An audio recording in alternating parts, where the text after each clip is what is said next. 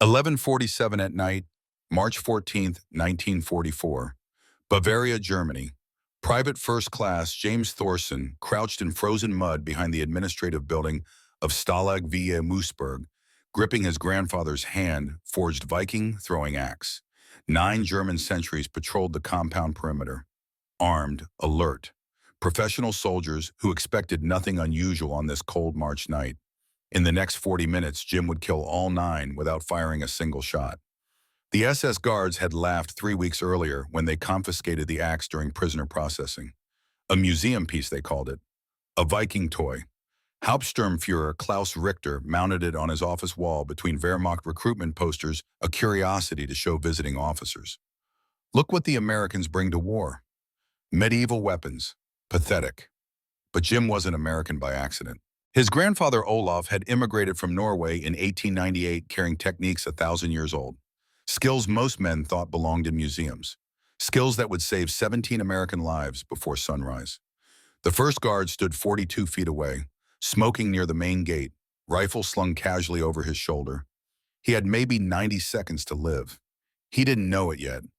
Nobody expects death to come spinning through darkness at 2 1/4 rotations, blade first silent as falling snow. Jim's hands were steady. His fingers found the balance point on the ashwood handle. Muscle memory from 10,000 practice throws took over. His grandfather's voice echoed across 20 years and 4,000 miles. Feel the weight. Rotation. Release at the moment of truth.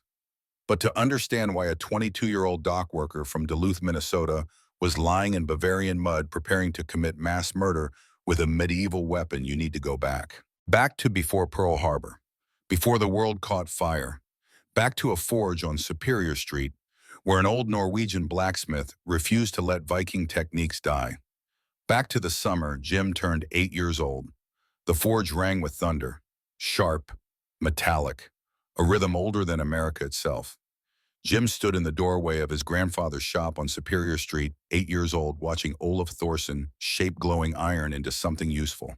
The old man was 60 then, back bent from 50 years of metalwork, hands scarred and calloused, but strong. God was he strong. When Olaf brought the hammer down, sparks exploded like tiny fireworks. The smell of coal smoke and hot metal filled the air, thick, almost choking. But Jim loved it. That smell meant grandpa, meant safety, meant learning things other boys didn't know. Summer in Duluth was hot. Inside the forge, it felt like standing next to the sun. Heat radiated from the coals in waves that made the air shimmer. Sweat ran down Olaf's face, leaving clean tracks through the soot on his cheeks. The old man noticed Jim standing there, set down his hammer, wiped his forehead with a rag that might have been white once but was now permanently gray. You gonna stand there all day, or you going to learn something? Jim stepped inside. The heat hit him like a physical force. What are you making? Grandpa Olaf lifted a piece with iron tongs, examined it against the light streaming through the doorway. An axe head, but not for chopping wood. This is for throwing. Old Viking technique. Your great-great-grandfather threw axes just like this in Norway 300 years ago. Why would anyone throw an axe? Olaf's eyes went distant, remembering things he'd seen, things he never talked about except in fragments. Because sometimes a thrown axe gets there faster than a man can run. Because sometimes you need to stop someone from 40 feet away and you don't have a gun. Because our people survived 1,000 years knowing how to use what others overlooked. He set the piece back in the forge, pumped the bellows. The coals glowed brighter, orange to yellow to white hot. You want to learn the old ways? Jim nodded, didn't fully understand what he was agreeing to. Couldn't know that 14 years later, those old ways would mean the difference between 17 men living or dying in a German prison camp. Then we start tomorrow. Summer's here, school's out. You spend every day with me. I teach you to shape metal, to read fire, to throw axes like Vikings did. That summer became the pattern. June through August, Jim spent dawn to dusk in Olaf's forge, learning metalwork first. How to read the color of heated steel. Orange meant not hot enough. Yellow meant almost ready. White meant perfect for shaping. Push it too far and the metal turned blue. Ruined. Start over. Olaf taught patience. How good tools required time. How rushing meant weakness. 3 hours of careful work created something that lasted generations. 3 minutes of hurry created junk that broke. But the real education happened in the evenings when the forge cooled. Olaf set up targets in the yard behind his shop. Pine logs stood vertical, circles painted white, 10 feet away at first, just learning to make the axe stick. The technique was specific, scientific. 1 1/4 spins for 15 feet, 2 full rotations for 25. At 40 feet, the axe completed 3 spins before the blade struck. You had to feel the weight distribution. Release at the exact moment when handle angle matched target distance. Trust the physics even when instinct said otherwise. Jim's first throws were terrible. The axe bounced off handle first, or missed entirely. His shoulders burned, his palms blistered, despite leather gloves. Again, Olaf's voice was patient but firm. Your release is too late. The axe wobbles. Feel the balance. Trust the rotation. By the end of that first summer, Jim could stick the axe from 15 feet, maybe half the time. Not great, but progress. Each summer, the distance increased. 20 feet, then 30. By age 16, Jim could hit a 6-inch target from 40 feet 9 times out of 10. The throwing had become automatic. His body knew the angles without conscious thought. Olaf watched him practice one August evening in 1938. Jim was 16. War was coming in Europe, though most Americans didn't know it yet. Olaf knew, could feel it the way old men feel storms. You're ready. For what, Grandpa? For whatever comes. Olaf's voice carried weight Jim couldn't identify yet. Our family brought these techniques from the old country. My father taught me before we immigrated. Now I've taught you. But nobody fights with axes anymore. Olaf pulled a newspaper from his pocket. Hitler annexing Austria. Tanks rolling into Vienna. The world tilting toward darkness. No place is safe forever, James. The world turns. Your father thinks I'm crazy teaching you these old ways. Maybe I am, but I've seen what war does to unprepared men. You learn this now, hope you never need it. But if you do, you'll have what your enemies don't expect. Jim didn't believe it then. Not really. This was America. Duluth, Minnesota, iron ore docks and fishing boats in Lake Superior stretching to the horizon. What did Viking axes matter here on Jim's 18th birthday, April 12, 1940? Olaf called him to the forge. Something special waited. Jim could tell by how the old man moved. Careful, deliberate. This mattered. On the workbench sat an axe unlike any Jim had seen, lighter than a battle axe. Perfectly balanced. The head was narrow with a razor edge. The handle was Minnesota ash, smooth as glass from hours of sanding. The whole thing weighed exactly 2.5 pounds. Norse runes covered the handle, ancient symbols carved deep into the wood. What do they mean? Olaf traced them with a scarred finger. This one means protection. This one courage. This one victory. These symbols are older than Christianity. Vikings carved them into weapons and ships, believing they carried power. You believe that? Olaf smiled sadly. I believe a man who thinks his weapon is blessed fights harder than one who doesn't. I believe symbols remind us who we are when everything else is chaos. I believe this axe will protect you when you need protection. Grandpa, I'm not going to war. The old man's face showed sadness Jim had never seen before.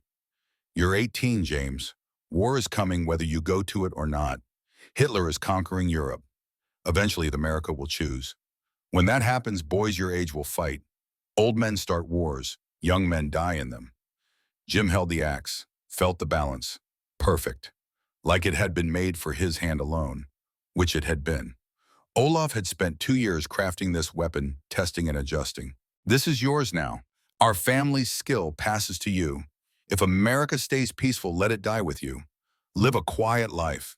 But if war comes, if you need these old ways to protect your brothers, you use what I've taught you. Jim wrapped the axe in oilcloth, put it in his closet, went back to working the docks with his father, loading iron ore onto ships, dreaming of nothing more complicated than a fishing boat and a small house. The axe stayed wrapped and forgotten for 19 months, until December 7th, 1941, when everything changed. Michael Larson lived 2 blocks from the Thorson family, born May 7th, 1922, 25 days younger than Jim. They'd been inseparable since elementary school. Mike's father worked the same docks as Jim's father. Same shifts, same exhaustion. The boys grew up parallel, playing in streets, swimming in Lake Superior's frigid water, learning to fight in alleys where backing down meant getting your face broken. But where Jim was quiet and thoughtful, Mike was loud and reckless. Where Jim planned 3 moves ahead, Mike acted on instinct. Where Jim preferred solitude, Mike craved crowds. They balanced each other. Two halves of something that worked better together. Mike watched Jim practice axe throwing hundreds of times, tried it himself occasionally, never got the hang of it. His releases were sloppy, his rotation counts off. The axe would wobble or bounce off the target. "I don't get it," Mike said after his 10th failed throw. Age 14, summer evening behind Olaf's forge. "How do you make it look so easy? 10,000 practice throws." Jim retrieved the axe from where Mike had thrown it 3 feet left of target. "You just don't have the patience. I got patience for things that matter." Jim grinned. "And throwing axes doesn't matter." Mike shrugged. "Not in Duluth. Maybe if we were Vikings raiding England. But we're loading iron ore. Different skill set." But Mike understood something Jim didn't appreciate. Mike read history, knew about Norse explorers, about Leif Erikson reaching America 500 years before Columbus, about Viking warriors who survived by being harder and smarter than enemies. "Your grandfather is teaching you to be dangerous," Mike said one evening. Age 16. Sitting on the dock watching ore ships come in, most men learn to work. Olaf is teaching you to kill. That's dark, but true. If war comes and everyone says it will, you'll have something most soldiers don't. A weapon nobody expects. A skill nobody teaches. Your grandfather is giving you an advantage. Mike fell in love at 17, Sarah Miller. Pretty girl with auburn hair who worked at the library on Superior Street.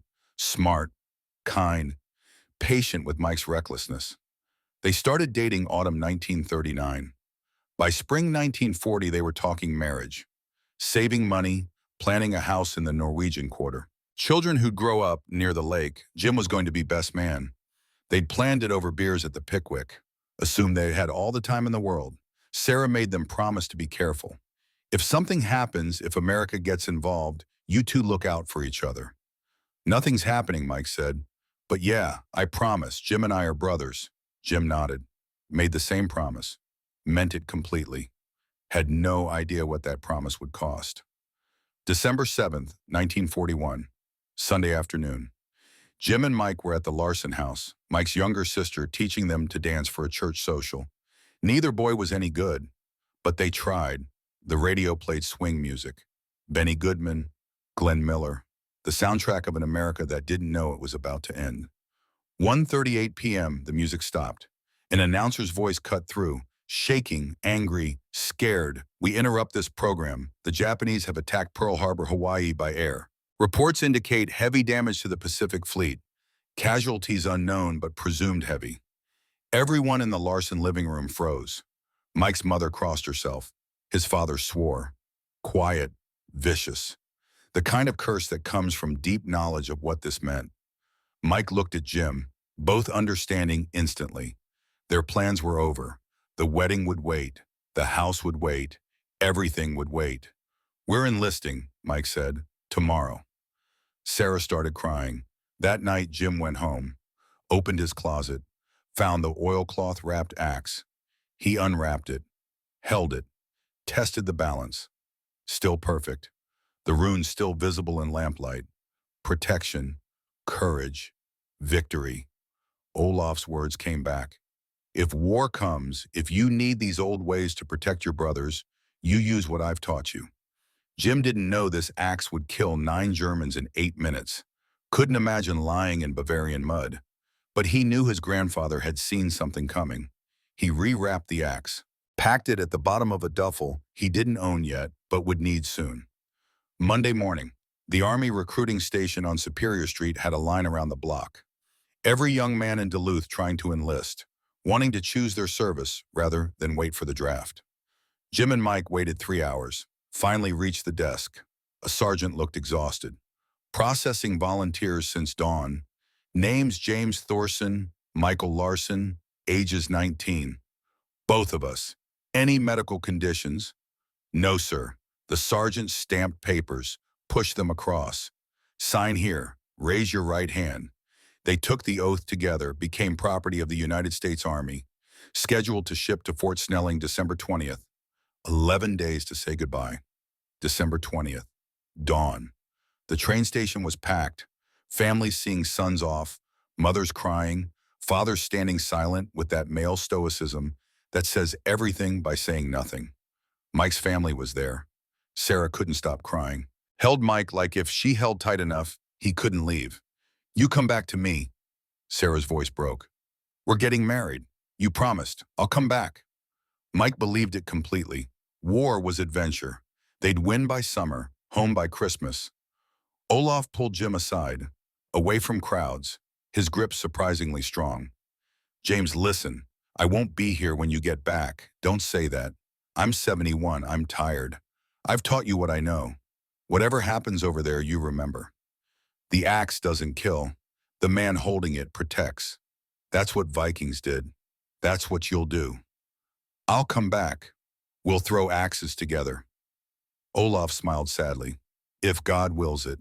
But if not, you remember what I taught you. Someday you teach your son. Keep the old ways alive. He handed Jim a whetstone. For keeping the axe sharp. You took it. Olaf's voice held approval. I wondered if you would. Most boys would leave it behind. But you understand. They boarded the train. Mike talking the entire journey. Making friends with every soldier. Jim sat by the window watching Minnesota pass. Farmland, small towns, snow covering everything. In his duffel carefully wrapped at the bottom, Olaf's axe waited. Fort Benning, Georgia, summer 1942. The heat was unbelievable. Humid, oppressive, like breathing through wet wool. Minnesota boys weren't built for this. Jim and Mike sweated through uniforms daily. Basic training was designed to break you down and rebuild you as a soldier. Drill sergeants screamed, pushed, made you do everything faster, harder, longer than possible. Some boys washed out, but Jim and Mike made it through. The Army didn't know what to do with Jim's axe initially. During intake, a sergeant found it. What the hell is this throwing axe, Sergeant? Family heirloom. The sergeant examined it. Tested the edge, tested the balance. This is a weapon. You know how to use it. My grandfather taught me. The man studied Jim, then handed it back. Keep it secured. Don't let officers see it. If anyone asks, it's a camping tool. Yes, Sergeant? Good. We're going to need boys who think outside doctrine. Training was brutal, but Jim and Mike excelled. Mike was natural leadership. Other soldiers followed him instinctively, trusted him. He kept morale up when everything was miserable. Jim was quieter, more focused, but reliable. He qualified expert with the M1 Garand, good with a knife, better at night operations because he'd learned to move quietly in Minnesota woods. They deployed to England August 1943. 2nd Armored Division, training for the invasion everyone knew was coming. Jim kept the axe wrapped, secured in his footlocker. At night, he'd unwrap it, feel the balance. Remember Olaf's lessons. Seemed like another lifetime. Mike noticed. You still think about that Viking stuff every day. Feels like Grandpa's with me. You think you'll ever use it? Well, hope not. But if I do, I'll be ready. June 6, 1944. Omaha Beach. 2nd Armored went in behind initial waves. Jim and Mike hit the beach around noon. The worst was over. But the scale of death was staggering. They pushed inland, through hedgerows, fighting Germans who'd had 4 years to dig in, who knew every field, every wall, every ambush point. July brought brutal combat near St. Lo. House to house, Jim used his rifle. Standard tactics, the axe stayed in his pack. No opportunity, no reason. Modern weapons worked fine, until they didn't. February 12, 1944. Reconnaissance patrol near German lines. Jim's squad. 12 men. Mike was there. Bob Jensen, former Minneapolis cop serving as squad leader. Carl Swenson, Minnesota farmer. Intelligence said the area was lightly defended. Easy recon, in and out. Intelligence was catastrophically wrong. Germans hit them from 3 sides. Machine gun fire, artillery, mortars. 4 men died in 30 seconds, 3 more in the next minute. No cover, no retreat. Surrender or die, German voices shouting in English. Bob made the call. We can't fight this. Weapons down. They threw down rifles, raised hands. German soldiers emerged. Waffen SS, professional, efficient, dangerous. Jim had the axe in his pack, wrapped among spare socks. Germans took weapons, rifles and knives and grenades, but didn't dig deep into personal gear, didn't find the axe. That oversight would cost 9 German guards their lives. They transported prisoners by truck to Stalag Via Moosburg, POW camp 30 miles northeast of Munich. Processing, German efficiency, everything cataloged. Names, ranks, possessions. A sergeant going through Jim's pack found the axe, unwrapped it. Confusion. What is this family heirloom? Camping tool? The sergeant tested the balance. Called over Hauptsturmführer Klaus Richter, camp security officer. SS. 35, maybe? Educated? Perfect English. Richter examined it. Read the runes, Viking weapon. Where did you learn Viking techniques in America, my grandfather? Norwegian immigrant. Blacksmith. Richter laughed. American cowboy playing Viking. Pathetic. He hung the axe on his office wall next to a captured American flag. Curiosity. Conversation piece. Jim said nothing, but memorized everything. Office layout, window distance, mount height, door location, guard patterns. Some part of him was already planning. Stalag Vevey held 800 prisoners. American, British, French. Wooden barracks, thin bunks, thin blankets. Food that barely qualified as food. Turnip soup, black bread, occasionally horse meat. But it wasn't the worst camp. Guards mostly followed Geneva Convention. No torture, no executions, just imprisonment in waiting and slowly starving. Jim and Mike were in the same barracks, talked every night about home, about Duluth, about Sarah waiting, about the wedding after the war, about fishing Lake Superior. Bob Jensen was there, the cop, kept order among prisoners, settled disputes, reminded men they were soldiers, not animals. Carl Swenson was there, the farmer, quiet, stoic, could endure anything because he'd spent life enduring Minnesota winters and failed crops. They watched guards, learned patterns.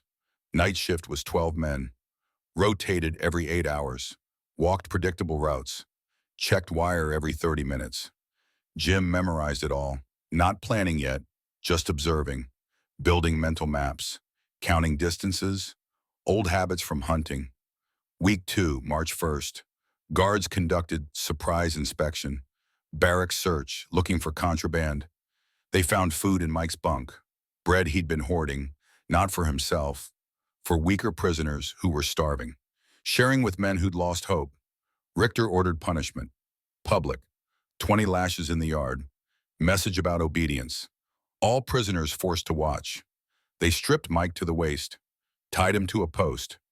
German guard with leather strap. Jim stood in formation. Bob's hand on his arm. Quiet pressure. Warning. You help him, you both die. We need you thinking. The first lash split skin. Mike's back arched. Didn't scream. Wouldn't give them that. The 5th lash broke ribs. Mike gasped. The 10th lash drew blood running down his back. The 15th made him scream. Couldn't help it. The 18th, Mike passed out. They threw water on him, finished the count. 19, 20, cut him down. I dragged him back, threw him on his bunk like garbage. Jim sat beside Mike that night, cleaning wounds with water, wrapping with torn blankets. Mike's breathing shallow, ribs broken, maybe internal bleeding. Mike's eyes opened. Don't let me die in a truck. Voice barely audible. If there's execution orders, don't let me die like that. Let me die running free. You're not dying, promise me. Jim promised. You're not dying in a truck, I promise. That night, rage built in Jim that was cold and calculated. Viking rage, the kind that plans. The kind that waits. The kind that doesn't forget. March 13th, word came through underground network. Information always found ways despite German security. The SS had identified 17 American prisoners as intelligence assets, men who'd conducted reconnaissance, sabotage. Gestapo wanted them. Orders from Berlin. Execution. Not trial, just execution. March 15th at dawn, trucks to Munich, forest shooting, unmarked graves. Mike was on the list. His reconnaissance work, Jim was on the list. The axe confused them. They thought it indicated special training. Bob Jensen, command experience, former cop, Carl Swenson, his farm demolitions knowledge, 14 others, 17 total scheduled to die in 48 hours. March 13th evening, 5 prisoners met in the latrine, speaking in whispers.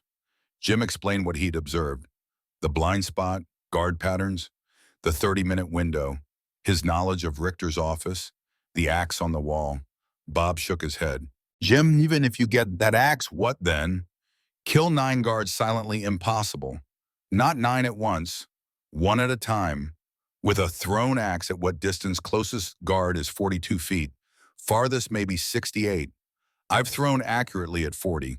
50 is harder, but possible. Bob stared. You've done this. Killed men with thrown axes targets. Pine logs. Same principle if I hit where I aim. Completely insane. Mike spoke, voice rough from broken ribs. I've watched Jim throw 10 years. If he says he can do it, he can. How do you even get into Richter's office? Jim had thought about nothing else. Administrative building has coal chute. Delivery entrance north side. Guards don't watch it. I can slip in during count. Move through basement. Second floor, southeast corner. And then you kill 9 guards. Then I kill 9 guards, or die trying. But we're dying anyway. At least this way we fight. They looked at each other. Men who'd survived D-Day, survived Normandy. Who understood sometimes impossible was the only option. Even if you get past guards, we're 40 miles behind German lines. Move fast. Southwest toward American positions. Hide during day. Move at night.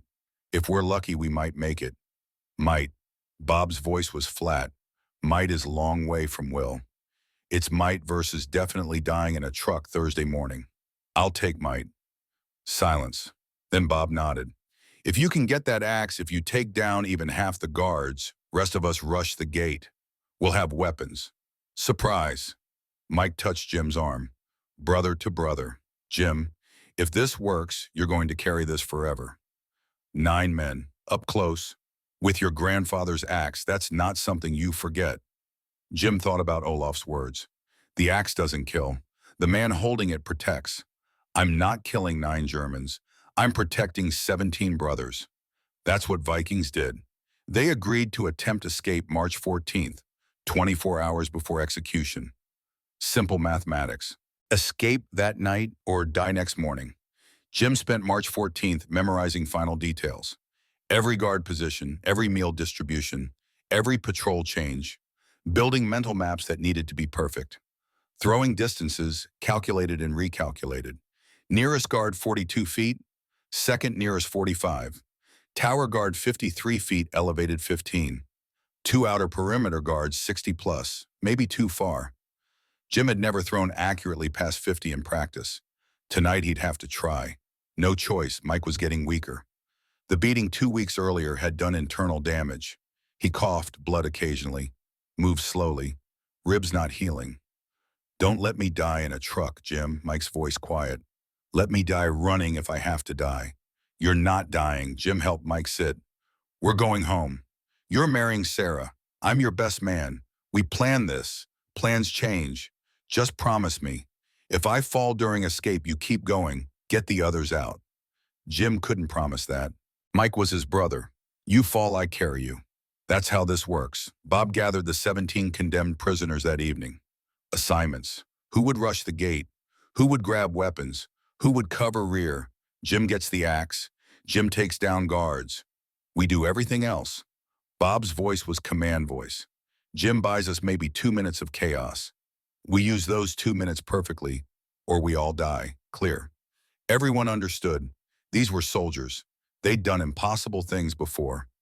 At 10 p.m., Jim prepared himself mentally, visualized every throw, every distance, every angle, felt the weight of grandfather's axe in memory, trusted muscle memory from 10,000 practice throws. Olaf's voice in his head. Feel the balance. Trust the rotation. Release at the moment of truth. Somewhere in Minnesota in a cemetery, Jim had never seen Olaf lay buried. Dead 27 months. Gone before Jim could say goodbye. Before Jim could tell him the old ways mattered. That Viking techniques would save 17 American lives. But maybe Olaf knew. Maybe that's why he'd spent 2 years forging that perfect axe. Why he'd insisted on teaching skills everyone else thought were useless. Maybe Olaf had seen this moment coming across decades and oceans in the fog of time. Had prepared his grandson for a night when everything would depend on accuracy and courage and thousand-year-old knowledge. The axe doesn't kill. The man holding it protects. Jim was about to protect 17 brothers, or die trying. The mathematics were simple. 9 guards, 1 axe, 8 hours until execution. The oldest ways were about to become the deadliest ways. The day passed like years. Every minute stretched into hours. Jim memorized guard positions during morning count, afternoon count, evening distribution of the thin soup that passed for dinner. Each patrol change, each cigarette break, each predictable pattern that would matter when darkness came. The closest guard station was 42 feet from Richter's office window. Jim had paced it out mentally a dozen times, visualized the throw, 2 1/4 rotations, release angle precise. The guard would be standing, maybe smoking, presenting his profile. Perfect target if everything went right. The second nearest was 45 feet, walking the eastern fence.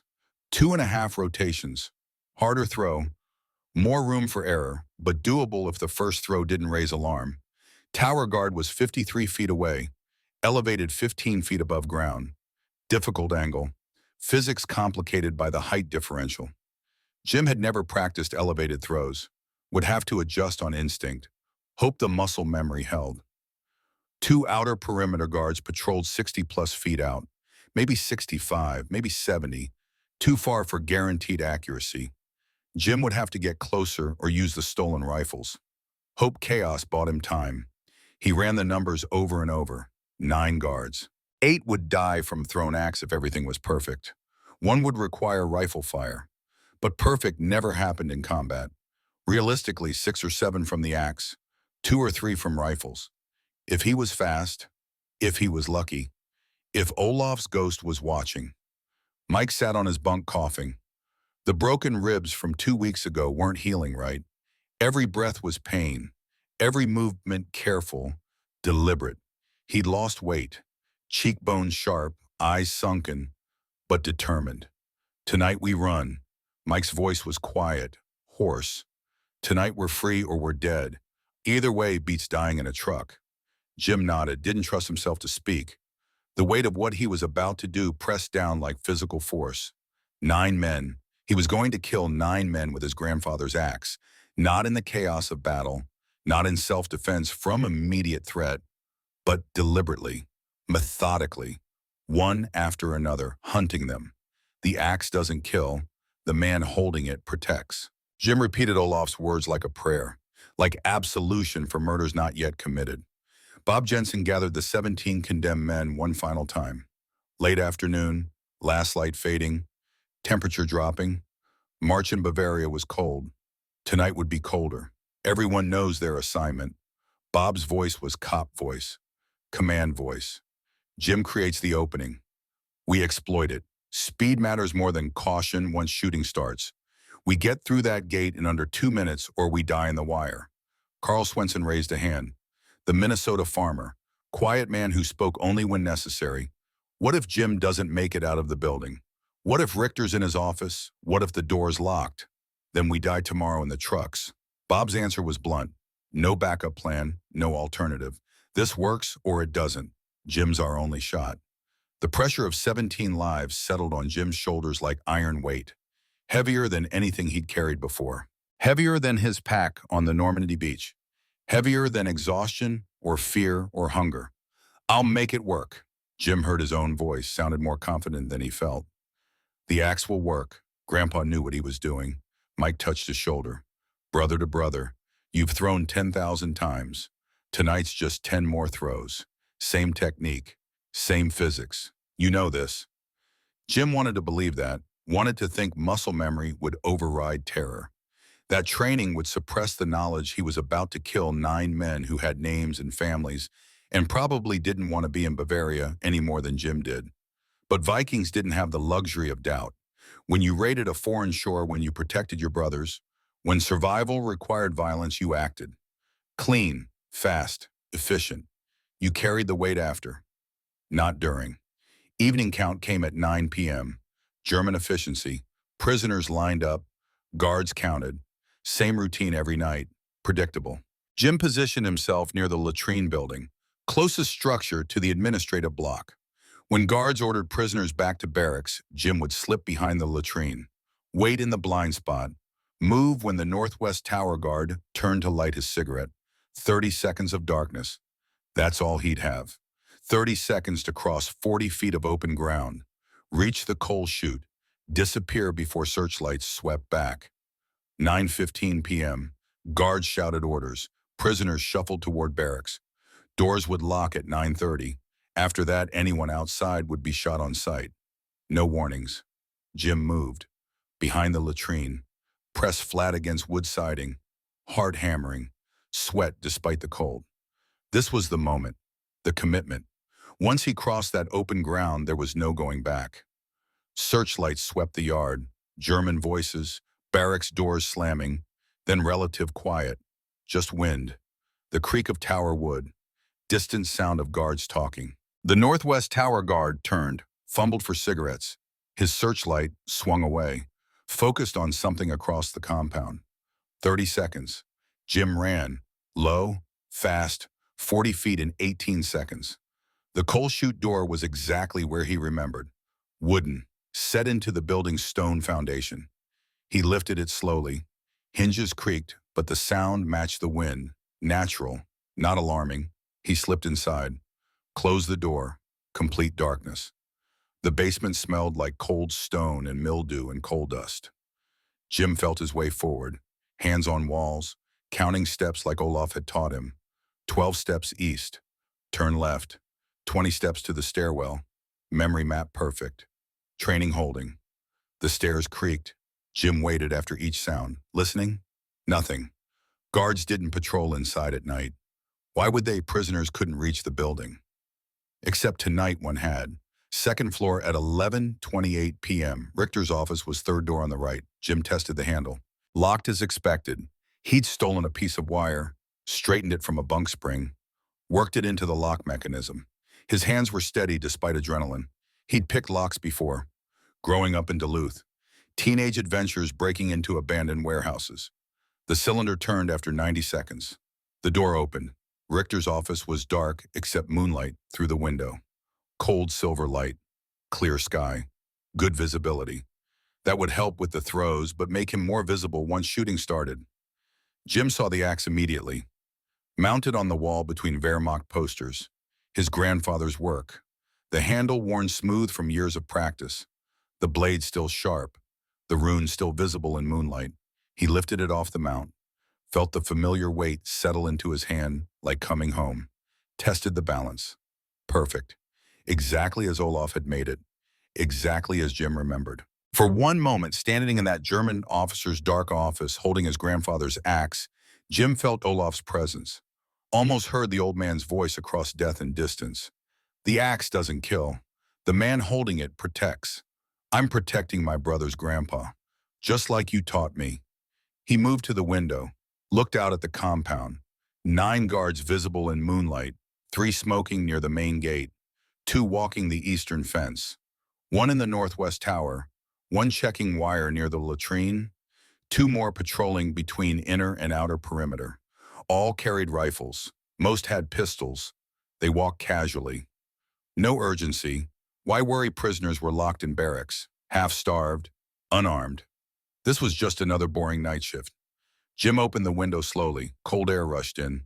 Temperature maybe 28 degrees. His breath made fog. The guard's breath made fog. Visible in moonlight. Markers for aiming. 42 feet to the nearest guard.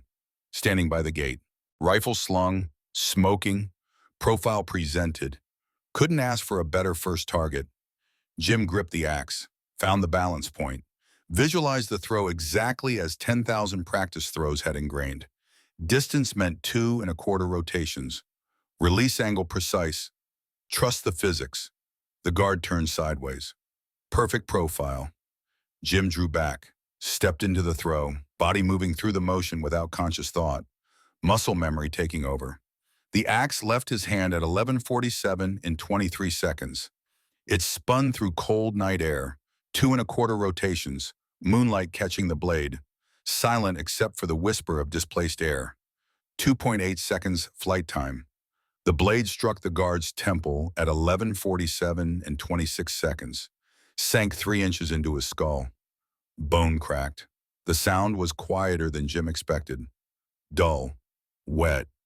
The guard dropped without a sound, crumpled forward onto frozen ground.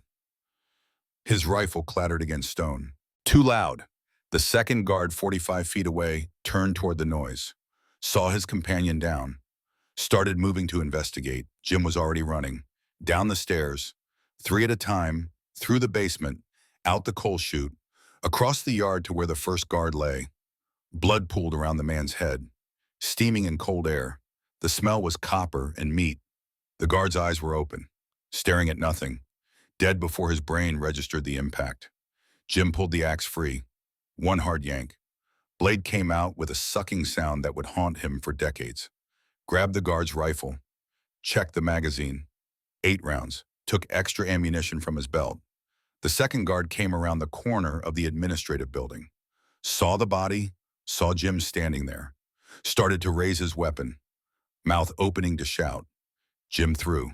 45 feet, 2½ rotations. The axe spun through darkness. It struck the guard in the chest, just below the sternum. Drove through his rib cage into his heart. The man made a gasping sound, tried to shout but couldn't get air, lungs filling with blood. He fell backward, hit the ground hard. Jim reached him in 5 seconds, pulled the axe free, took the man's rifle and ammunition.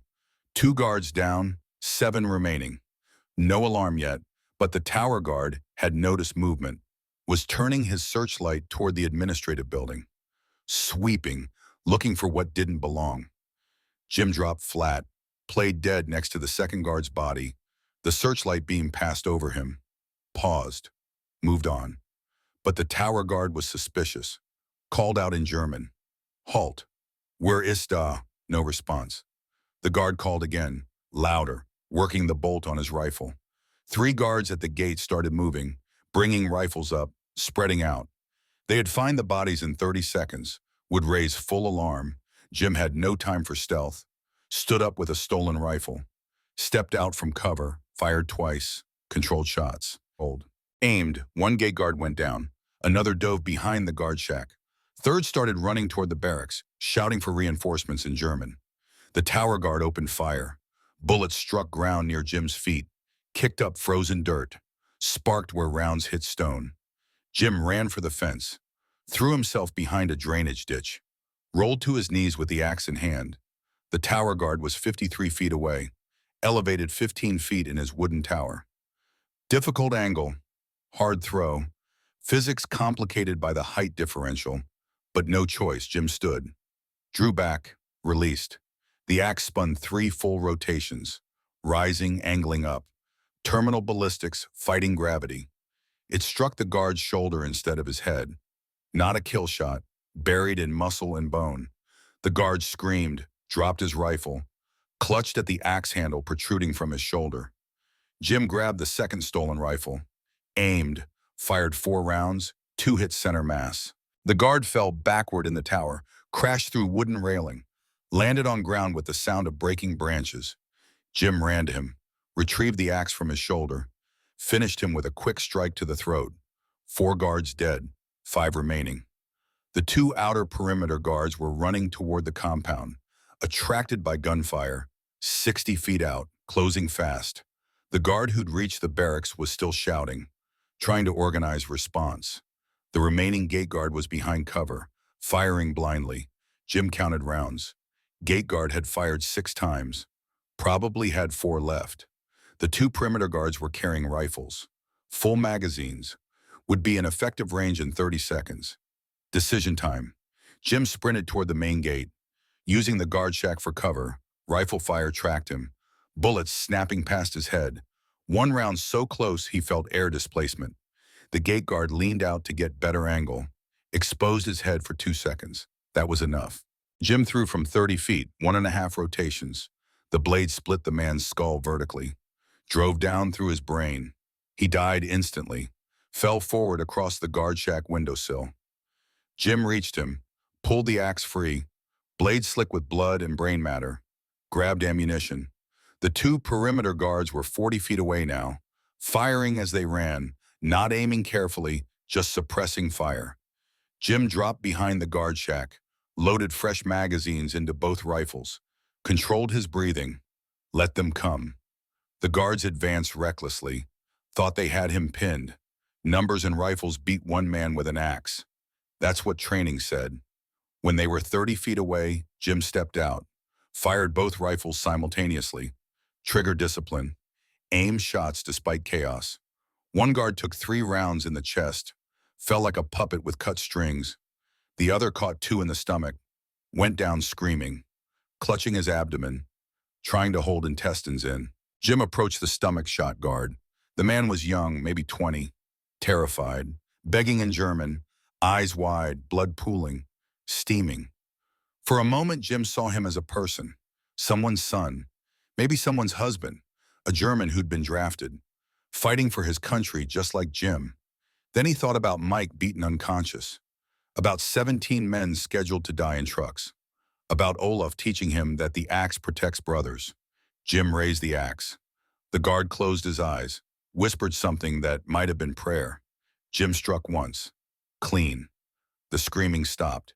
6 guards dead, 3 remaining. The barracks guard was still shouting, but he'd stopped trying to organize. Had realized what was happening, that his friends were dying, that someone was killing them methodically. The guards started running, heading toward the commandant's quarters to raise full alarm. 40-yard head start, but Jim was faster. Driven by urgency and 3 weeks of hunger-fueled rage. He closed distance, 40 yards, 30, 20. The guard glanced back, saw Jim gaining, tried to run faster. His boots slipped on ice. He fell, scrambled up, lost 3 seconds. Fatal. Jim threw at 25 feet, 1 full rotation, close range. The axe rotated once, struck the guard between shoulder blades, severed his spine. He went down face first, slid across ice, stopped moving. 7 dead. 2 guards remaining, probably inside the commandant's building, probably already raising alarm by telephone. Jim ran to the building, kicked open the door. 2 guards inside, both scrambling for weapons. One grabbed a pistol from his belt. The other had a rifle, bringing it up, aiming at Jim's chest. Jim threw from 15 feet, 1 rotation, high velocity. The axe hit the pistol guard in the throat, crushed his windpipe, pinned him to the wall. He hung there, feet kicking, hands clawing at the handle, making horrible gurgling sounds. The last guard had his rifle up, finger on trigger, aiming center mass. Jim dove left. The rifle fired, muzzle flashed bright in darkness. The bullet passed through space where Jim had been standing half a second earlier. Punched through the wall behind, Jim rolled. Came up with one of the stolen rifles. Fired 3 times. All 3 rounds hit center mass. The guard staggered, fell, didn't move. Silence. Jim stood alone in the commandant's quarters, surrounded by 9 German corpses, holding his grandfather's blood-soaked axe. The entire engagement had lasted 8 minutes from first throw to final shot, 11:47 to 11:55. 8 minutes, 9 guards dead, 0 alarms raised successfully. His hands were shaking now. Adrenaline crash starting. His chest heaved. He'd been holding his breath without realizing. Tasted copper. Blood numb, just fear and exertion in the knowledge of what he'd just done. 9 men. He'd killed 9 men with his grandfather's axe and 2 stolen rifles. Not in the chaos of Normandy, not in the confusion of hedgerow fighting, but deliberately, hunting them, one after another. The axe doesn't kill. The man holding it protects. Jim wiped the blade on a dead guard's uniform. The blood smeared but didn't come off completely. Would never come off completely. Not really. Some stains go deeper than metal. He moved fast, back to the barracks, breaking open doors, shouting in English. Americans, on your feet. We're leaving. Now. Prisoners poured out, confused, terrified, seeing bodies scattered across the compound, seeing Jim covered in blood, holding an axe that looked like something from a nightmare or a saga. Mike found him first, grabbed his shoulders. Jim, what did you do? Exactly what I said I'd do. Jim's voice was flat, empty. We have maybe 10 minutes before someone notices the guards are gone. Get everyone to the gate. 17 condemned prisoners gathered at the main gate. The ones scheduled to die in trucks 6 hours from now. Bob Jensen took command, organized them quickly. Former cop instincts. Jim broke open the weapons locker with the axe, distributed rifles and pistols. Most of the men had combat experience, knew how to shoot. They formed defensive line while Jim worked on the gate lock. German engineering, complicated. But Jim had wire picks, had patience. After 2 minutes of manipulation, the mechanism clicked. The gate swung wide. Freedom lay beyond. Dark Bavarian forest. 40 miles of enemy territory between them and Allied lines. But alive, moving, not dying in trucks. They ran at 12:03 a.m. on March 15, 1944. The temperature had dropped to 25 degrees. None of them wore proper winter clothes. Most hadn't eaten a full meal in weeks, but they moved fast. Survival instinct overriding exhaustion. Jim led them southwest, toward American forces pushing through Bavaria. At least that was intelligence from before capture. Rumor. Hope. But southwest was the best guess. Mike struggled from the start. His broken ribs. The beating 2 weeks earlier. Internal damage that hadn't healed. He moved slower, grimaced with every breath. Jim stayed with him, half carried him when Mike stumbled, refused to leave him behind. You promised you wouldn't stop for me. Mike gasped. I lied. Jim adjusted Mike's weight. Brothers don't leave brothers. They'd covered maybe 2 miles when they heard dogs barking behind them. German pursuit, tracking dogs, soldiers, maybe 20 men, maybe more. The refugees couldn't outrun them. Exhausted, hungry, Mike barely able to walk. They had to hide or fight. Jim chose fight, defensive position at a frozen stream, narrow crossing, natural choke point. He positioned his 17 men in semicircle, told them to aim low, conserve ammunition, make every shot count. The dogs reached them first. 3 German shepherds straining against leashes, handlers 15 feet behind, visible in moonlight. Jim fired twice with stolen rifle. Both handlers dropped. The dogs stopped, confused without commands, then ran. German soldiers opened fire from tree line. Bullets tore through branches, kicked up snow. The refugees returned fire. 17 Americans who'd survived D-Day. Who knew how to fight? The firefight lasted 4 minutes. Germans lost 5 men to accurate American shooting. Professional soldiers against desperate prisoners. Prisoners were more motivated. Germans tried flanking from the east. Jim repositioned defense, kept them contained. At 1:30 a.m., Germans withdrew, either out of ammunition or unwilling to take more casualties chasing prisoners through forest at night. Jim waited 20 minutes. Then they moved again. Southwest, deeper into forest. 3 refugees were wounded. Nothing serious, but they slowed the group. Bob Jensen helped carry a man named Peterson, who'd taken a bullet in the leg. Carl Swenson supported another with a shoulder wound. Mike was getting worse, coughing blood more frequently. Ribs maybe puncturing a lung. Moving like every step was agony. Jim stayed with him. Refused to move ahead even when others urged speed. We all leave together or nobody leaves. They reached a frozen lake at 4 a.m., maybe half-mile across. Allied lines were 6 miles beyond the far shore according to Jim's best guess. The ice looked solid, but it was March. Days had been warming. Surface might not hold weight. Going around would add hours they didn't have. Dawn came at 6:30. Germans would track easily in daylight. Jim tested the ice with his boot, felt it flex but not crack. They'd have to risk it. Single file. Spread out, don't bunch up. Jim's commands were clear. If the ice breaks, lie flat. Don't panic. They crossed slowly. The ice groaned but held. halfway across cracking sounds. Everyone stopped. Lay flat. Distributed weight. 3 minutes of absolute stillness. Ice settled. They continued.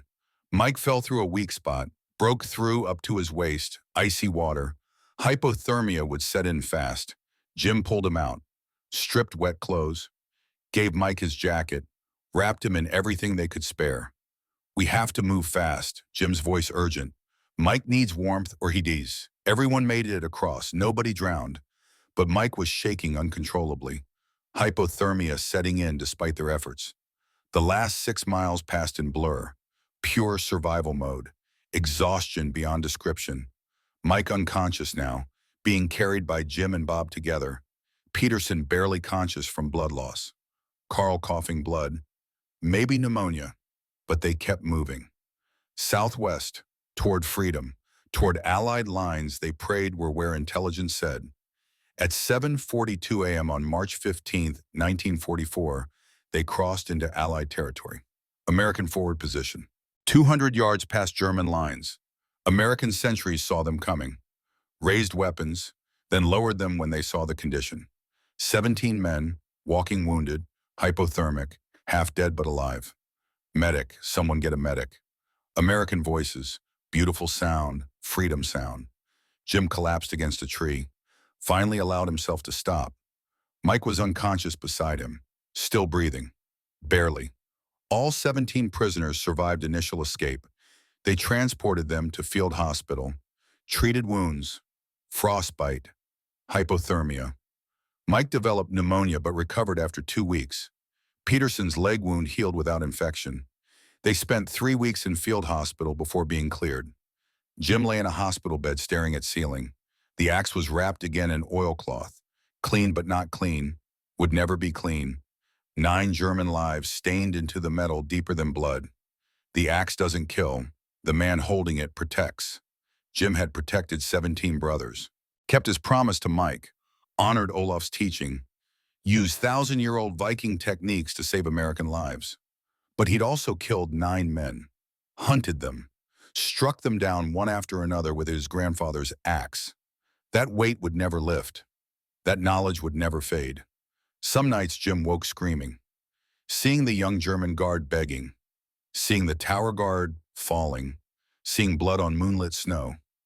Mike would be there, hand on Jim's shoulder. "You saved 17 lives. We wouldn't be here without you." But Jim also took 9. That was the equation. 9 deaths enabling 17 survivals. Was it worth it? The nightmare said no. The 17 men walking around said yes. Jim didn't know which answer was right. Maybe both. Maybe neither. Maybe that's what war did. Created situations where right and wrong blurred into gray, and all you could do was protect your brothers and carry the weight after.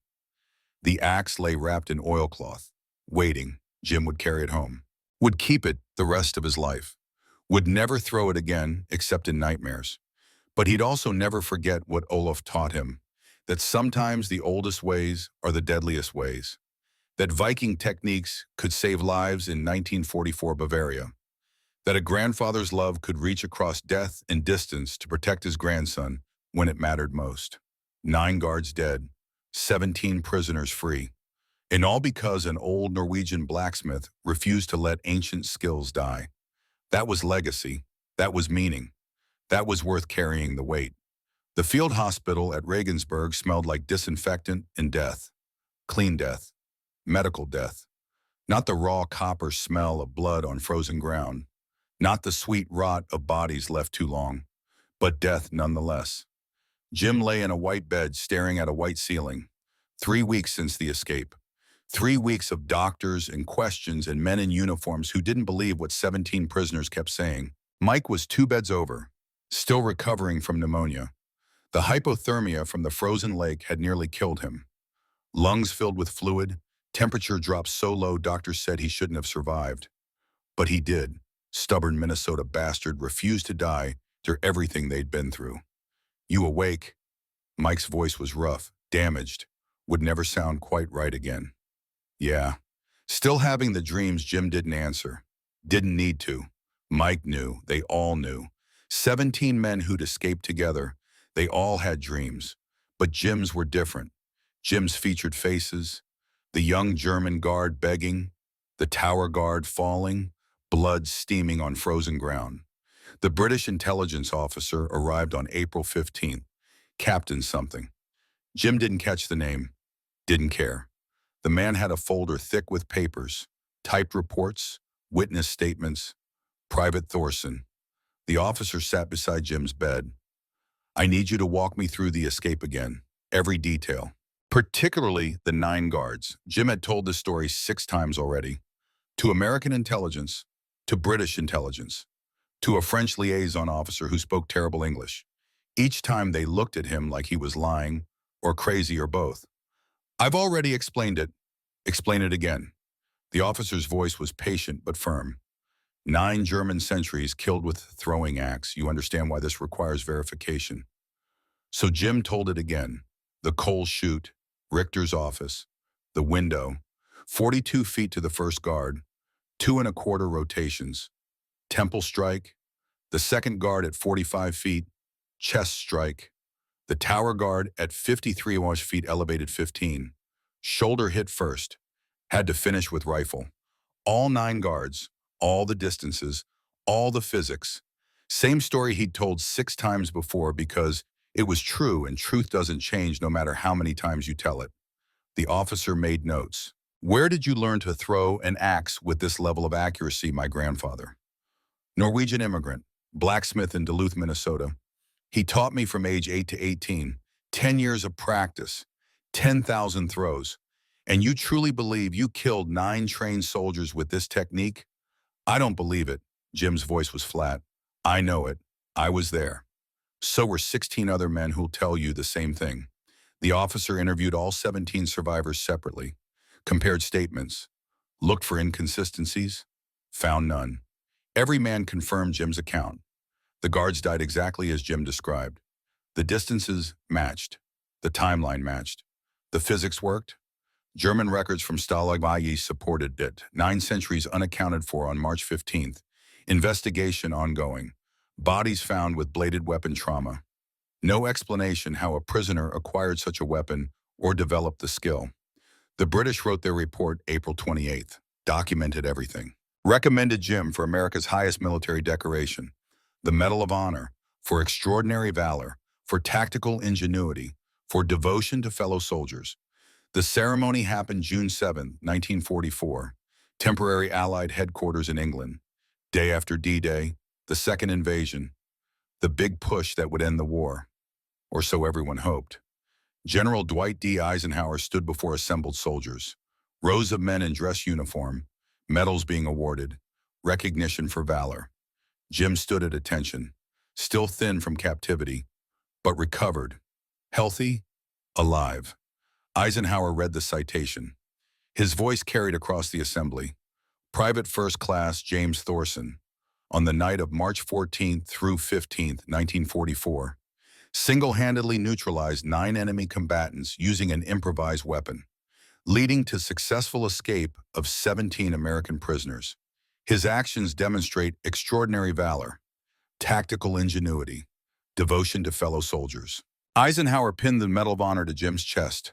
The star hung heavy, heavier than it should be, like it carried the weight of 9 German lives. The general shook Jim's hand, looked him in the eye. Son, what you did was remarkable. How did you learn to throw an axe like that? My grandfather taught me, sir. Norwegian immigrant. Kept the old Viking techniques alive. Eisenhower smiled. Sometimes the old ways are the best ways. You saved 17 men. Carry that with pride. The other 16 survivors attended, all in uniform, standing at attention. Mike was there, still using a cane, lungs still damaged, but alive. Several men were crying, not ashamed, just overwhelmed by the weight of what they'd survived. After the ceremony, Mike approached, pulled Jim into an embrace. You saved my life. Would have died in that truck, or from pneumonia, or frozen in that lake. You carried me. Your grandfather taught me to protect my brothers. Jim's voice was quiet. I was just doing what Olaf would have done. They returned to their unit July 1944, 2nd Armored Division pushing through France, fighting toward Germany. The war was turning. Everyone could feel it.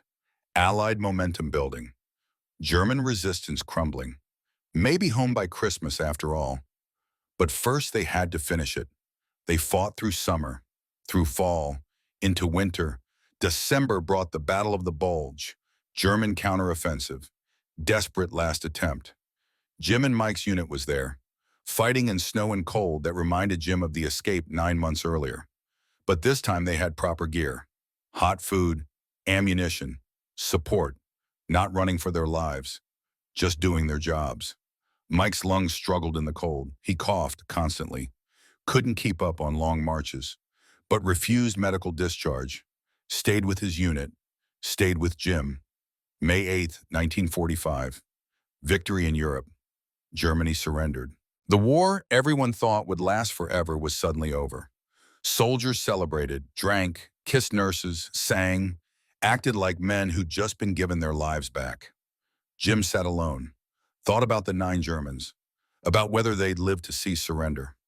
Probably not. He'd killed them 13 months earlier. They'd been dead while the war ground on, while other men fought and died, while the world kept turning.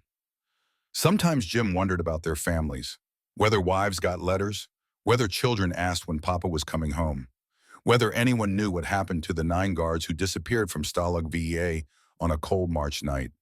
They shipped home August 1945. Troop transport from France to New York. Train from New York to Minnesota. 3 years since they'd left. Felt like 3 lifetimes. Mike's family met them at the station. Sarah ran to Mike, hugged him like she'd never let go. 3 years of letters. 3 years of fear. 3 years of waiting. Over. Done. He'd kept his promise. Came home. Jim's father Thomas was there, looking older, grayer, more worn, but alive. He embraced Jim, held him. Neither man spoke for a long moment. Where's Grandpa Jim looked past his father, searching for Olaf, for the old man who'd taught him everything that mattered. Thomas's face went still.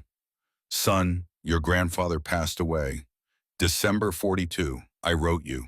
Multiple letters, none reached you. The world tilted. Jim felt like he'd been hit in the chest. Olaf dead. 2.5 years, while Jim was in camps and combat, while Jim was using everything Olaf taught to stay alive. How heart failure. Thomas's hand on Jim's shoulder. He was 72. It was peaceful in his sleep. He lived long enough to hear about Pearl Harbor, to know you'd enlisted. He was proud. Jim couldn't speak, couldn't process. The man who'd shaped him, taught him, given him skills that saved 17 lives. Dead for 2.5 years and Jim hadn't known. The forge on Superior Street was locked. Abandoned, windows dusty. Thomas explained customers had died or moved away. Nobody needed traditional blacksmith work. The forge closed after Olaf's death. Thomas gave Jim the key. Inside, everything was exactly as Jim remembered. Anvil, tools, cold forge, dust covering everything like snow. On the workbench, Thomas had placed items saved for Jim. Olaf's journals, his hammers, and a letter, addressed to James Thorson, grandson, written in Olaf's careful script. Jim sat on the old stool, the one he'd sat on as a child watching Olaf work. Opened the letter with shaking hands. My dear James, if you are reading this, I am gone and you have returned. I pray it is so. I pray you survived whatever this war brought. I taught you the old ways, Viking techniques, skills most men think belong in museums. Perhaps they do. Perhaps I was foolish teaching you methods from 1,000 years ago. But I believe in my bones these skills saved you somehow, protected you when modern weapons could not. Our people survived 1,000 years because we knew how to adapt, how to use what others overlooked, how to think like Vikings even in a modern world. The axe I forged carries our family's spirit. My father taught me. His father taught him. Back through generations to the old country, now I have taught you. Whether you pass this knowledge to your children is your choice. If America stays peaceful, let the skill die with you. Live a quiet life.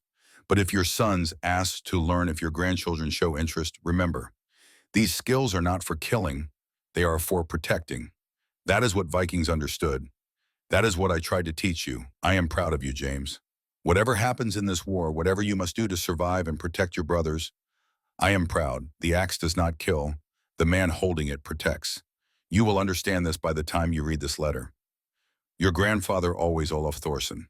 Jim read it 3 times, tears streaming down his face. First time he'd cried since the war started. Since before capture. Since before killing 9 men with the axe Olaf forged. The axe does not kill. The man holding it protects. Olaf had known, somehow known Jim would need those skills, would use them to protect brothers, would carry the weight of protection forever. Jim stayed in the forge until dark, holding Olaf's letter, surrounded by tools and memories, processing everything, the war, the escape, the 9 Germans, Olaf's death, the weight of it all. Thomas found him there, sat beside him, waited. I killed 9 men with the axe he made me, Jim finally said. Threw it like he taught me. Used everything he showed me. To kill, to protect. Thomas corrected gently. You protected 17 brothers. That's what Olaf wanted. That's what the skills were for. I see their faces. The Germans, young kids, fathers. One begged. I killed him anyway. Because 17 Americans would have died if you didn't. War makes us do terrible things, but you did them for the right reasons. Grandpa would understand. Jim wasn't sure. Wasn't sure about anything except the world had changed and he'd changed with it and nothing would ever be simple again. He tried to return to normal life. Worked the docks like his father. Loading ore ships. Same job he'd had before the war. As if 3 years of combat and captivity had been a dream. But it wasn't normal. Couldn't be. Nightmares came 3 or 4 times a week. Same dream. Throwing the axe in endless darkness. Blade striking flesh. The sound, the resistance. The young guard begging. He'd wake screaming. Covered in sweat. Heart pounding. Mike and Sarah lived with Jim's family temporarily while saving for their own house. Sarah would hear Jim's screams through the wall. Would wake Mike. Mike understood. Had his own nightmares. Different but equally real. They didn't talk about it much. Men in the 1940s didn't. You survived. You moved on. You worked. That was the expectation. Mike and Sarah married September 19th, 45. Big wedding at First Lutheran Church. Both families. Many of the 17 survivors traveled to Duluth. Reunion and celebration. Jim was best man as planned. Stood beside Mike at the altar. Handed him the ring. Made a short toast at the reception about brotherhood and promises kept. Bob Jensen attended. Back on Minneapolis police force. Told stories about the escape. About Jim killing 9 guards. About how they all survived because one man remembered old skills. Carl Swenson came from his farm. Brought his family. 3 kids. Said they existed because Jim threw an axe accurately. All 17 survivors were there. Or sent letters if they couldn't attend. Each one crediting Jim with survival. Each one grateful. Jim accepted thanks awkwardly. Felt like he didn't deserve it. Felt like he'd just done what Olaf trained him to do. Nothing heroic, just skill and necessity. March 15th, 1946. First anniversary of the escape. Mike organized a reunion, called all 17 survivors. Most could attend. Gathered in Duluth, VFW Hall. They met awkwardly at first. Men who'd shared the most intense experience of their lives but hadn't processed it together. Hadn't talked about it. Bob spoke first. We're here because one man learned a skill his grandfather taught him. Because Jim Thorson killed 9 Germans with a throwing axe none of us believed would work. It worked. Carl's voice was quiet. We're here because it worked. They drank, told stories, some funny, some dark, some they'd never tell their families. Things only they would understand. Jim was quiet most of the night.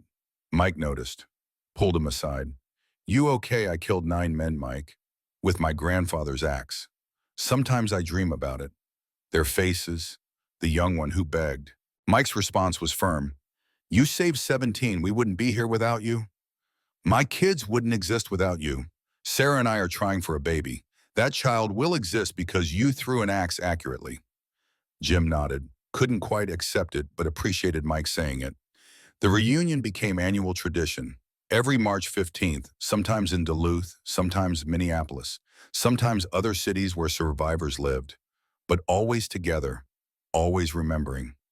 March 15th, 1955. 10th anniversary. Different this time. The 17 survivors brought families. Mike had 2 kids by then. Boy age 4, girl age 2. Sarah was pregnant with their third. Bob Jensen had 3 children. Carl Swenson had 4. Others had kids ranging from infant to 8 years old. 23 children total, all existing because 17 men survived March 14th through 15th, 1944. Jim sat watching the kids play, doing math in his head. These children existed because he'd killed 9 Germans. That was the equation, 9 deaths enabling 23 births so far. More coming. Was it worth it? The nightmares, the guilt, the weight. Mike's son approached. Uncle Jim, Dad says you're a hero. What did you do? Jim looked at Mike. Mike nodded. Tell him, I protected your father. Jim chose words carefully. When bad men wanted to hurt him, I stopped them. That's what heroes do. They protect people they love. Did you fight them? Yes. Did you win? We're here, aren't we? That means we won. The boy hugged Jim. Thank you for protecting my dad. Jim hugged back. First time the equation felt balanced. 9 deaths, 23 children, and this boy's gratitude. Maybe it was enough. March 15th, 1972, 27th anniversary. The 17 survivors were 50 years old now, graying, thicker around the middle, but alive. And they brought grandchildren, 47 grandchildren total. Mike alone had 6. His children had married, started families, multiplied. Jim never married, never had children of his own. He'd tried, dated women, but the nightmares scared them off, the dark moods, the inability to open up. Eventually he stopped trying, but he had 47 nieces and nephews through the 17 brothers, 47 children who called him Uncle Jim, who knew he was a hero even if he didn't feel like one. Mike's oldest granddaughter approached, age 8, precocious. Uncle Jim and Grandpa, Mike says you saved his life with an owl. Like a Viking, something like that. Can you teach me? Jim looked at Mike. Mike shrugged. Your choice. Jim thought about Olaf, about passing skills to the next generation, about whether Viking techniques belonged in 1972. I can teach you, if your parents say it's okay, but you have to understand, axes are not toys, they're tools.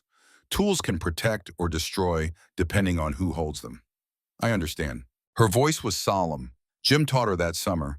Her and 3 other grandchildren set up targets behind what was now Jim's forge. Olaf's forge he had reopened, not as a business, just as a place to keep old ways alive. He taught them distances, rotation counts, release timing. Everything Olaf had taught him, but he also taught philosophy. The axe doesn't kill. The man holding it protects. You learn this hoping you never need it, but if you do, you use it to protect people you love. June 1984. Mike got sick that spring, lung cancer. Doctors said it was from the pneumonia in 44. Lung damage that never fully healed. 40 years of gradual deterioration. Jim visited him in the hospital. Mike looked small in the bed, nothing like the strong young man who'd survived beatings in frozen lakes and 12 miles through enemy territory. We had a good run. Mike's voice was weak. 40 years I wasn't supposed to have. 3 kids, 6 grandchildren. All because you threw an axe in the dark. Jim held his hand. You were worth protecting, brother. Sarah still loves me. Mike smiled. We had 40 years of marriage. That's more than most people get. That's because of you. That's because you were strong enough to keep walking with broken ribs. They sat in comfortable silence. Brothers who'd survived hell together, who'd built lives afterward, who'd kept promises made at train stations 43 years earlier. Mike died July 8th. Pneumonia complicated by cancer, lungs finally gave out, but he died surrounded by family, children, grandchildren, 89 descendants in the room or nearby, legacy beyond measure. September 14th, 1984, Jim was working on his boat, maintenance before winter, engine repair, something he'd done 1,000 times, massive heart attack, quick. He was dead before he hit the deck. 62 years old, the funeral at First Lutheran drew 300 people, all 17 survivors who were still alive, 12 of them. 5 had died over the years. Their families came representing them, and the descendants, 89 people who existed because of March 14th through 15th, 1944. Children and grandchildren and great-grandchildren. 3 generations. Bob Jensen delivered the eulogy, retired Minneapolis police chief. 72 years old, but voice still strong. Jim Thorson saved 17 men with his grandfather's Viking axe. But he really saved hundreds. Everyone in this room exists because Jim remembered skills his grandfather taught him, because he had courage to use those skills when it mattered most. Jim never married, never had children of his own, but he has 89 children through us, 89 descendants who carry his legacy, who exist because one man from Duluth learned to throw an axe accurately in the dark. Some of you are too young to understand what happened that night in March 44. Let me tell you, Jim infiltrated a German prison camp alone, retrieved his grandfather's axe from an enemy officer's wall, killed 9 armed guards without raising an alarm, then led 17 of us to freedom across 40 miles of enemy territory in winter. The military gave him the Medal of Honor. General Eisenhower himself pinned it on. But the real medal is in this room. 89 lives that wouldn't exist if Jim had failed. 89 people who carry his legacy forward. Jim carried weight the rest of his life. Nightmares about the 9 men he killed. Guilt about violence necessary for protection. That weight never lifted. But he bore it so we could live, so our children could be born, so our grandchildren could grow up free. That's what heroes do. They carry weight so others don't have to. Bob's voice broke. He was crying now. Not ashamed, just overwhelmed. Jim was my brother. All 17 of us were brothers. We lived because he was willing to do what we couldn't. Kill 9 men to save 17. That math seems simple, but the weight of it isn't simple at all. Jim understood that. Carried that weight 40 years. Never complained, never sought glory, just lived quietly. Worked his boat, taught grandchildren to throw axes, kept old ways alive. They buried Jim with military honors, honor guard, flag folding ceremony, 21-gun salute, Medal of Honor displayed prominently, and they buried him with Olaf's axe, the one that had killed 9 men and saved 17. Jim had requested it, wanted to return to Olaf with the tool Olaf had made. Sarah spoke briefly, Mike's widow, tears streaming. Mike told me Jim saved his life. I got 40 years of marriage because of that. My children exist because of that. My grandchildren, my great-grandchildren. Jim gave our family everything. We can never repay that debt, but we can remember. Tell our children. Tell their children. Jim Thorson's story doesn't end today. It continues through every life he saved, through every descendant who exists because of him. German records captured after the war confirmed everything. 9 sentries killed March 14th through 15th, 1944, at Stalag Auschwitz. Method of death initially listed as unknown bladed weapon. Subsequent investigation determined thrown axe or hatchet. Germans never understood how a prisoner acquired such a weapon or developed the skill to kill trained soldiers from 40-plus feet. Wehrmacht security protocols at all POW camps were changed. Increased guard numbers, added searchlights, reinforced fences, but they couldn't stop prisoners from telling the story. Word spread through camp systems, then through occupied Europe. The resistance used it for morale. One American with an axe had killed 9 Germans and freed 17 prisoners. Proof that individual courage could defeat superior numbers. Modern military historians debate whether the feat was possible. Throwing axe experts note 50 feet is near maximum effective range for accuracy. Olympic throwers rarely exceed 40 feet in competition. But Jim wasn't competing. He was killing. And he'd practiced 10 years under Olaf's instruction. The mechanics were sound. Physics worked. Witnesses confirmed it. German death reports documented 9 guards dead by bladed trauma in 8 minutes. Jim's Medal of Honor is displayed at the Minnesota Military Museum. Beside it is Olaf's throwing axe, the weapon that saved 17 lives. Visitors can see the runes Olaf inscribed, the wear on the handle from years of practice, the perfectly balanced weight, the craftsmanship that kept Viking techniques alive in 20th century Minnesota. A plaque explains the story, but the real legacy isn't in museums, it's in the descendants. 112 people alive today who trace existence back to March 14th through 15th, 1944.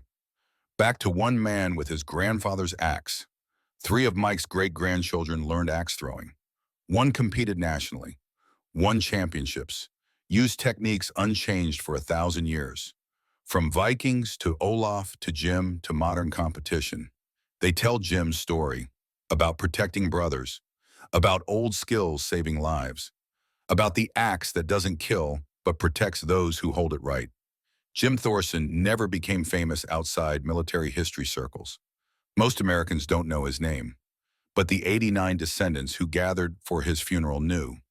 The 17 men he saved knew. And somewhere in whatever place Norwegian immigrants and their grandsons go after death, Olaf knows. The old skills mattered. Viking ways survived. The axe protected when it needed to protect. That was always enough. That was always the point. Not glory, not recognition, just protecting brothers. When protecting brothers mattered most. Jim understood that.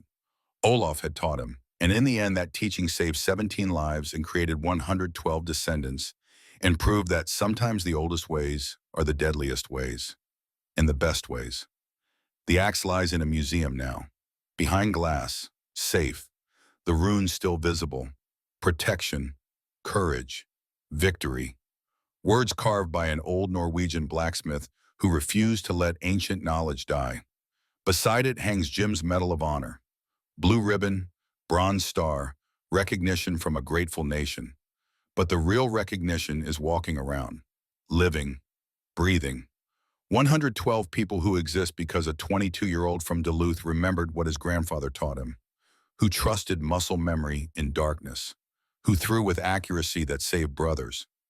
9 guards died, 17 prisoners lived. 112 descendants exist. That's the equation. That's the legacy. That's what matters. The axe doesn't kill. The man holding it protects. Jim Thorson protected his brothers. That's what Vikings did. That's what heroes do. That's what grandfathers teach grandsons in forges on Superior Street. When the world isn't watching, sometimes the old ways are the only ways that work. Sometimes ancient skills matter more than modern training. Sometimes 1,000 years of knowledge compressed into one perfect axe throw saves more lives than all the technology and tactics and doctrine combined. Jim knew that. Olaf knew that. The 17 survivors knew that. The 112 descendants know that. Remember his name, James Thorson, Private First Class, United States Army, Medal of Honor recipient, Viking's grandson, brother's protector, hero who never wanted to be called hero. He saved 17 men with his grandfather's axe, but really he saved hundreds. All the children, all the grandchildren, all the great-grandchildren, all the lives that flow forward from that frozen March night when one man remembered what his grandfather taught him. That's legacy. That's meaning. That's worth remembering.